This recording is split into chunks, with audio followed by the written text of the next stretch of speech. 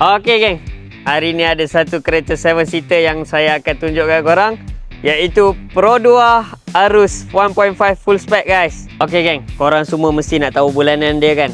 Bulanan dia hanya 550 untuk 9 tahun bersertakan down payment 10% guys. Guys, korang tengok rim dia original dan warna dia masih cantik macam baru keluar kedai guys.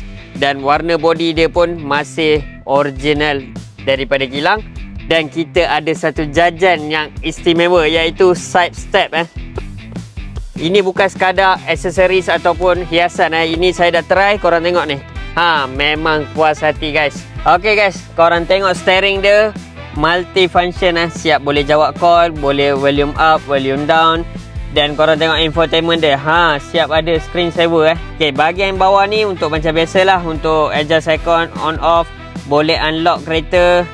Lepas tu korang tengok bahagian gear dia pun masih style dan sempoi.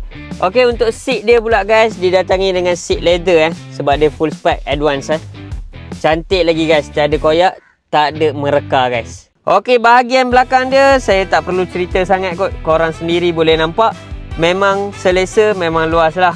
Dan tak adalah tegak sangat pun untuk sakit pinggang. Dan okey guys, yang paling penting kita ada blower, aircon blower. Dan siap boleh adjust 1, 2, 3 guys. Okey, bahagian belakang juga untuk kanak-kanak sangat sesuai. Boleh naik 3 orang kanak-kanak kalau sekolah rendah.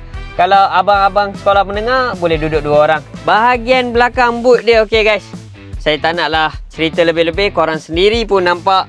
Hanya muatlah bagasi yang besar 2 ataupun 3 kalau korang pandai adjust. Tak terlalu besar, tak terlalu kecil lah. Dia saiz sederhana tapi cukup sesuai untuk keluarga nak pergi travel dekat-dekat tu okey lah. Ataupun kalau korang naik 5 orang, korang boleh lipat seat ni, akan jadi lebih luas. Kalau korang berminat dengan Pro 2 Arus full spec, macam biasa, Roger Don Idros dari JB Auto World. Don Idros tak jual janji, jual kereta.